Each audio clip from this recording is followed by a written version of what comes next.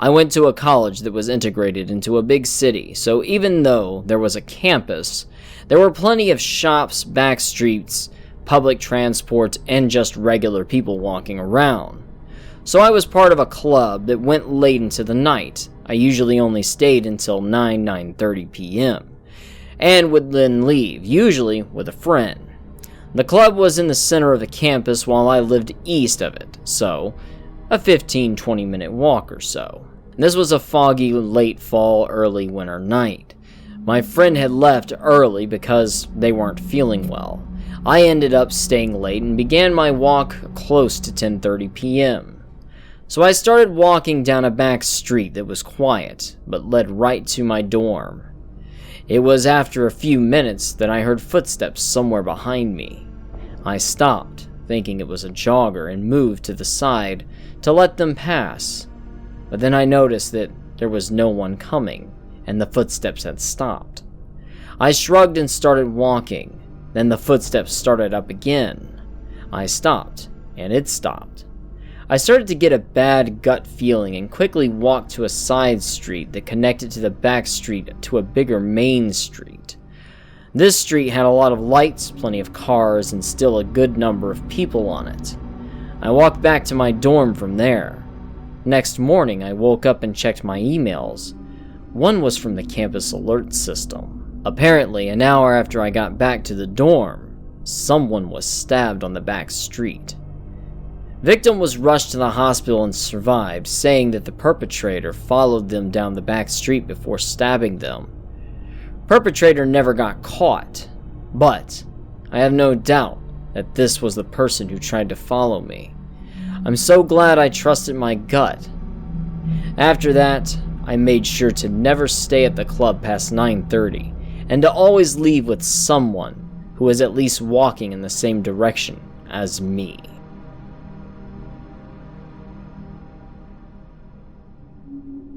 So, as this happened about 15 years ago, but to this day, I cannot live in a ground floor building. When I was 15, I was staying at my mom's house for the weekend. My parents are divorced, so it was just me and her. It was about 12:30 a.m. and I was just chilling in the living room watching TV, while my mom was asleep. The living room had two windows that faced the front yard, and I often left the curtains open as the house was set back from the road. My mom's house was not in the best part of town, but I had always felt relatively safe there. While I was watching TV in my pajamas, I saw movement out in the corner of my eye from the window that was closest to me. It was only about 4 feet away. I turned and looked out the window. A man's face was staring right back at me, smiling the most hideous grin I had ever seen. I was frozen, and for about 20 seconds just sitting there with my eyes locked on his. Suddenly, my panic set in, and I leapt from the sofa and tried to run to my mom. I slammed my leg right above my knee into the wooden coffee table and felt the ground, my leg feeling like it was a jelly. I scrambled up and shouted to my mom. My mom came running in half asleep, wondering what was wrong. I started stammering that someone was at the window, watching me. Just as my mom was starting to realize what I was saying, we both heard someone attempting to open the front door to the house. My mom and I both stood still, thinking that we had double locked. But then when it stopped, my mother looked horribly grave and just whispered, "The back door." She turned and bolted through the house, scrambling, turned the deadbolt to the back door in the kitchen and backed away. She then ran to her room and pulled a baseball bat from beneath her bed that I knew she kept because she was a woman living alone. Frantically, she asked me to call the police, which I did, whispering to the operator that someone was trying to get into my house. We then saw a shadow approach the back door quickly and tried desperately to open the door, kicking and grunting while they tried to get in. My mother shouted, "I have a bat and I will kill you if you try to get in this house," We've called the police and they are on their way." The person on the other side stopped and was still for about 30 seconds before turning and running away. My mom and I stood in the middle of the kitchen for the 20 minutes it took the police to get to us. The whole time, my mother, the bat raised and ready to strike. When the police finally came, they looked around the house. They found that the flowers outside the window were trampled, and there were several cigarette butts on the ground outside the window where I saw the man. No one in my house smokes, and the police assumed he had been there for a while. They didn't find him and took my description, but we never heard anything more about it. My mom moved away from the house a year later, even though we had never had another incident. I now live in another country with my husband, who wonders why I have no desire to own a house and love living in high-rise apartments. I also pay for state-of-the-art home security and have a baseball bat in my closet, just like Mom. I have no idea what would have happened if my mother had not realized the back door was unlocked and had beaten the man to it, or if for some reason my mother wasn't there that night, as she worked late. I don't know if the man thought he could overpower 2 women alone, or if he was just trying to scare us. Whatever the man had intended, I pray he didn't find someone else who forgot to lock their back door.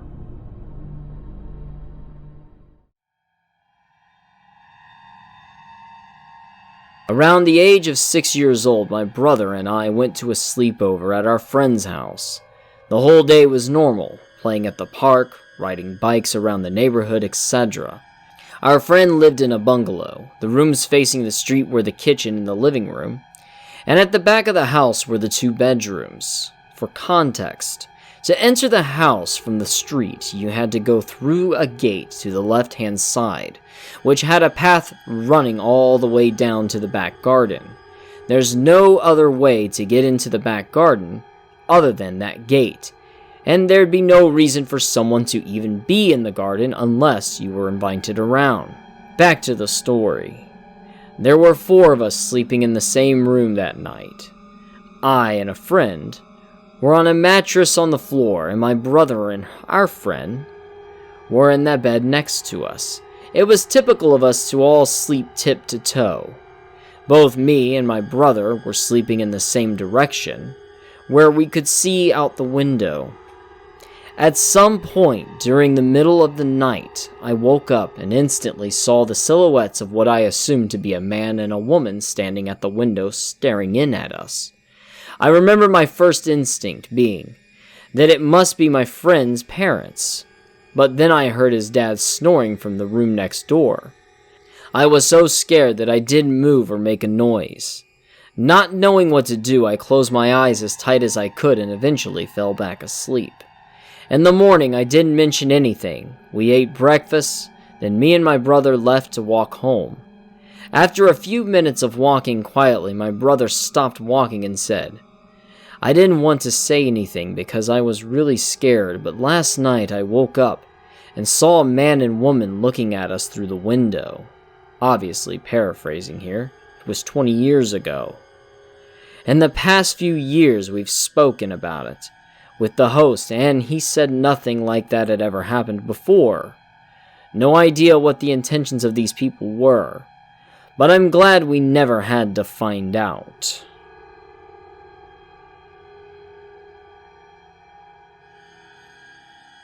This happened to a friend of mine who lived in the same neighborhood as me when we were about 8 or 9 years old. My friend E and her family lived just a few houses down the street from mine. We lived in a neighborhood where almost everyone knew each other. The biggest worry we ever had was some outsider would come into the neighborhood and cause trouble. Some people left their homes unlocked because we were that safe. There was an incredibly nice family that lived directly across the street from E's house. A mom, a dad, a 16-year-old son, and their other mentally challenged son who was 22 years old. I'll call him Tim. Tim was always home because he wasn't employed due to his disability, but his parents were working full-time and his brother had school. All day, every day, he would be outside waving and smiling at anyone who drove or walked by, big smiles showing all his teeth, sometimes giggling just out of pure excitement and happiness of interacting with other people since he spent most of his time alone. He was not creepy.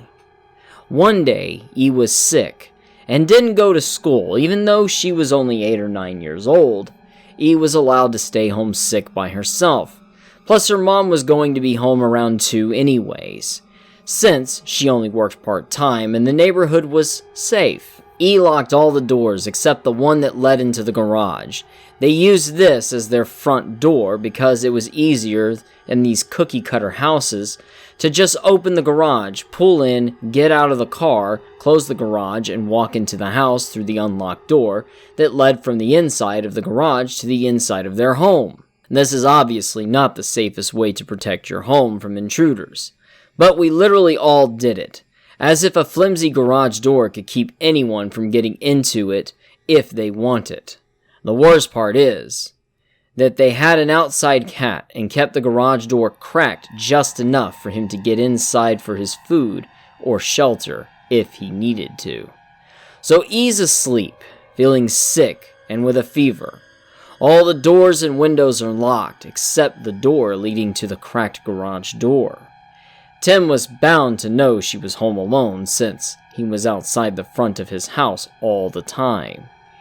E wakes up to the pounding on the front door. Startled, she walks downstairs, looks through the peephole. It's Tim. She cracks the door and he says something along the lines of how he notices everything and would guard her home since she's home alone. She said thanks, there was no need to, and have a good day. It was beautiful weather. He looked pissed. He got angry and said, "You think I can't do it because I'm dumb, but you watch and see, 'cause me ain't dumb." She said sorry, and she didn't mean it like that, but she had to rest now. She dozed off and woke up to a noise downstairs in the kitchen, the room the door from the garage led into. She hadn't heard the garage door open, but she was sick, so she figured she was deep in sleep and just hadn't noticed. Completely disoriented from time, she looked over at the alarm clock. It was 10:20, way too early for her mom to be home. At that moment, she heard noises again downstairs. She didn't call out. She had been sleeping in her parents' bedroom and ran into the bathroom, slamming the door loudly. Then she remembered their bathroom door had no lock on it. The noise she made slamming the door alerted the intruder to where in the house she was at, and big footsteps started coming upstairs. She moved quickly and quietly to her parents' closet, which was on the other side of the big room. She closed the doors and hid behind some clothes, all the time thinking how someone would have gotten inside.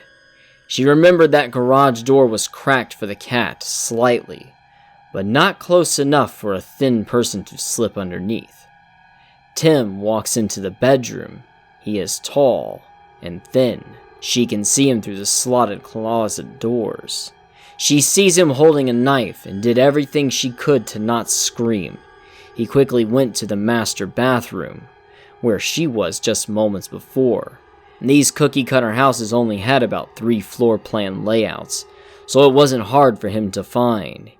He looked inside the bathroom and didn't see her, then started making loud, throaty noises, like someone would if they're frustrated and angry. While pacing the entire house, she stayed in the closet for hours. Even after she heard him exit through the front door, she stayed until her mom got home. She was crying hysterically and told her mom what happened. Had she not been so upset, and had one of their kitchen knives not been left by the front door, her mom might have blamed it on being delirious from a high fever because nobody would expect Tim to do that. The police were called, an official report filed. I'm not sure if he had any charges pressed against him because after she told me the story once, she refused to talk about it again. I overheard her parents a few times talking about the situation to my own parents, but never heard what consequences were. E was so traumatized, She went to therapy afterwards for several years and still wouldn't talk to anyone about it because she didn't want to remember or relive that experience. We even moved into an apartment together years and years later for college purposes. She never talked about Tim. It was like he never existed, and I never asked. I noticed she always locked the front door, always locked the door that led to the patio/balcony, even though we were on the 7th level, and always locked her bedroom door, onto which she added an additional lock. And when she locked all these doors and the windows, she always checked 3 times, every single time. I often wonder if there was more to the story than what E told me. We were kids after all, and sometimes kids don't know how to explain things they don't understand. It is terrifying to think about what his intentions were, and if he perhaps did find E and something else happened. As horrifying as the experience must have been for her, it made a huge statement in the neighborhood for everyone to be more careful. I will always make sure everything is locked. I don't ever want to meet you again, Tim.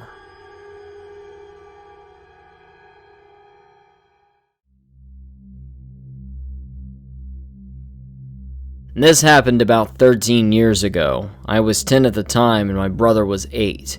We had just moved to a new town that year, and the Walmart here had a sweet arcade up near the service desk. So every time my parents would bring us grocery shopping, they'd give us each a few dollars and let us play in the arcade.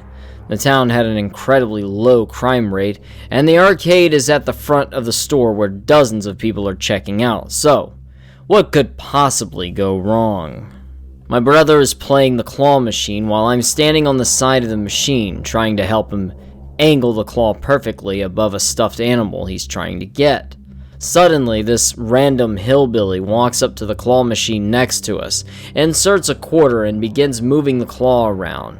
But for most of the time, he's making eye contact with my brother and smiling, not even watching the game. He's not talking to us, just staring and smiling. He has long, thin brown and silver hair, pulled back in a loose ponytail at the base of his skull, a camo trucker hat, and a long, scraggly beard. I remember vividly the way he smelled: stale beer, ashtray, and something that smelled like sweet yet sour dirt or fungus. He tries making small talk with my brother and I, who were raised to be aware of strangers, but still be polite. Eventually we get bored of the game we're playing, and I usher my brother over to follow me to a new game on the opposite side of the arcade. A few seconds later, the man follows us, stationing himself once again at the claw machine next to us. At some point, an overweight lady walks in and says to the hillbilly, "What are you doing with these little kids?" and snickers at me. He replies, "I'm trying to win them some stuffed animals." She begins playing the claw on the other side of us, so that my brother and I are sandwiched between these two strange hillbillies. His comment comes across as weird to me because previously, I thought he was maybe trying to win something for his kids, but this entire time, he'd just been following my brother and I from game to game, trying to win us toys. This has been going on for maybe 20 minutes at this point. They followed us to several different machines and spent a lot of money. The games were all 25 cents to play. Each time my brother and I switched machines, they'd follow us. The hillbilly says to the lady, "I'm out of money, you got any?" She says, "Nah, I'm broke too." My brother says, "I have $1 still." Now this is the part that really scared me. I remember listening to these two talk about some weird things with us, asking if I have a boyfriend, asking where we go to school, where our parents work, asking if we've ever done drugs, etc. But when my brother said he had $1, she responded with the most terrifying thing I'd heard from them yet. The woman suddenly bursts out, "Well, shit, then give it to him, boy." Her face was red. The tone in which she shouted was so ear-piercing and gut-wrenching that I could feel the blood drain from my face. My brother looked like he was about to cry. He hands her the dollar, and her face lights up. She laughs it off, almost like she's trying to make it seem like she was joking when she yelled at us. My father walks up a couple minutes later. As I turn to tell them that these people have spent close to $15 to win toys for us, they leave hurriedly. Before he gets a good look at them, my dad is livid. He takes us up to the front desk and tells them what I told him. They make an announcement in the intercom to keep an eye out for these people and to report to any employee if they see them. Then they call the police. I don't actually remember this part or much of anything after my father arrives, but this is what he told me. They never did find the couple. The police reviewed security cameras, too blurry to make out any physical details, and told my parents that the couple left the store immediately after my father showed up without any groceries. Every time I see a man or woman in Walmart that looks as I remember them, I get anxiety and try to avoid them. So to the hillbilly couple lurking in Walmart, I hope to never, ever meet you again. Thank you for watching, and if you enjoyed this video, please give a like, leave a comment, and subscribe. Perhaps click the bell for notifications, and remember, hell is empty, and the devils are here.